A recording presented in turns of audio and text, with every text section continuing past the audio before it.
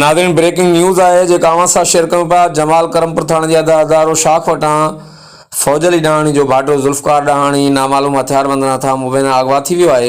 इतला ते डहाणी बिरादरी जा समें माण्हू ऐं ज़िले कश्मीर कंदकोट पुलिस जा अटाला ॾुआरनि जे पेरें पोयां रवाना आहिनि। वाक़े सो इलाइक़े में ख़ौफ़ पखिड़िजी वियो आहे। नाज़रीन ब्रेकिंग न्यूज़ आहे जेका अवां सां शेयर कयूं पिया।